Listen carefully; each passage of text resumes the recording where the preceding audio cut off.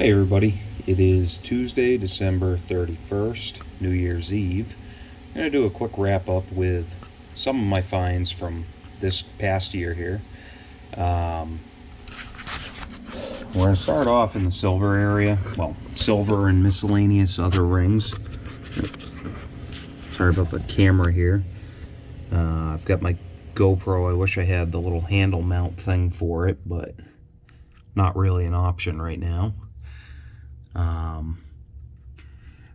I kind of lost track as to what my actual ring count was for the year. At last count, I had, before I got rid of what I did of my gold, I had 34, I believe. Could have been 33. And then with the one from my last video, it said Graciela on it. That was the one that had the 1905 Barber dime in the hole with it. That should have made me at 35. I ended up getting rid of pretty much all of my gold, with the exception of a few, to buy myself a car that was a little bit more fuel efficient. My 97 Land Cruiser, as much as I love the thing, only gets a whopping 11.5 to 12 miles per gallon. And when you're averaging out like, I don't know, 5,000 to 7,000 miles a month, kind of hurts. So with my gold money, I ended up buying a 2002 Volkswagen Jetta with a diesel in it, manual transmission. My last trip up to New Hampshire over this past weekend netted me about 50 to 52 miles per gallon, give or take.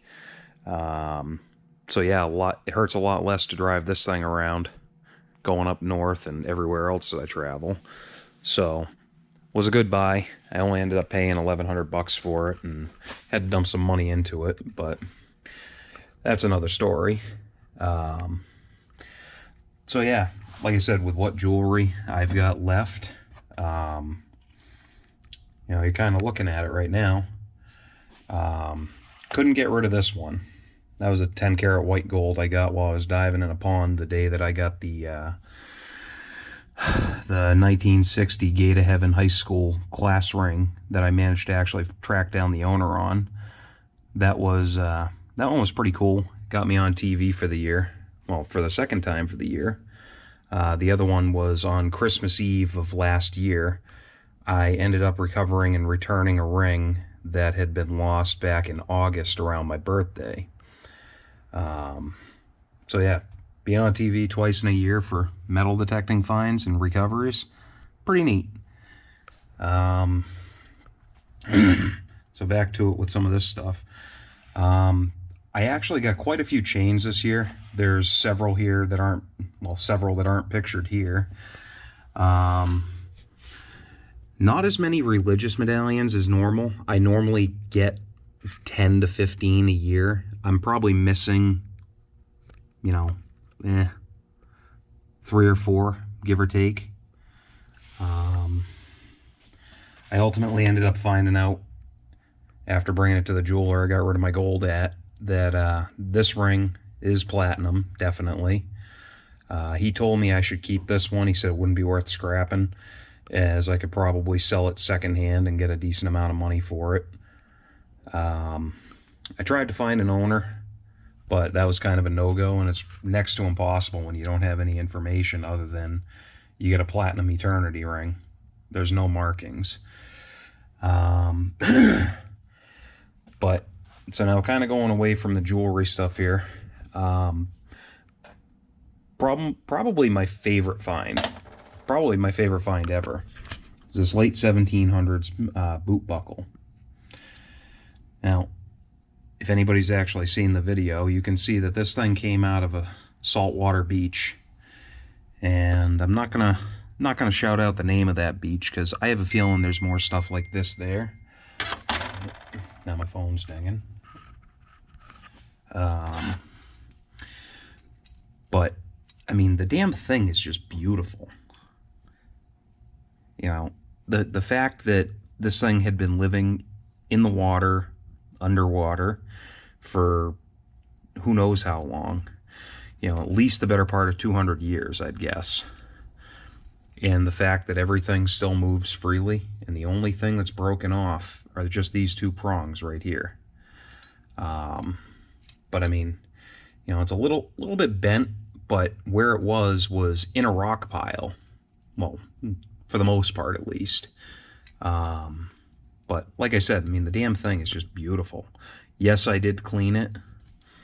I wanted to do as much as I could to shine it up without destroying anything. But I don't know how well the GoPro can really show any of the ornate little designs on there. And what I'm assuming is pewter. But, you know, definitely, you know, kind of a find of a lifetime. Because usually you don't ever come across these things in even remotely workable condition. Then the other one, which I got on a club hunt down in Little Compton, Rhode Island, from the Silver City Treasure Seekers Club. It's going to be hard to see. I don't know if you're going to really get any detail off of it. I apologize for that. I actually did get this find on camera. I wasn't really sure what it was at first because the thing is just slick. I mean, there's barely any detail on it at all. But it is a 1797 drape bust dime, which everything that I've read and been told are rare. You just don't ever come across these, you know, and regardless of the fact that it's completely slick and, you know, if you sit there and rotate it just right in the right light, you can see the bust on the front. The damn thing is just beautiful. I mean, it's my first 1700s US coin, and what a way to do it. So, like I said, definitely a special find. So, you know, as of right now, for what we've got, I think this is going to be it for the year. I'm going to be going up to New Hampshire tomorrow to go to a meeting up there. Has nothing to do with detecting. So I think this is going to be it. But definitely was a good year. I know I had well over 100 rings, which is a first for me. So yeah, just a great year overall. So yeah, well, good luck in 2020. Happy New Year, everybody. And hope you all have a safe New Year.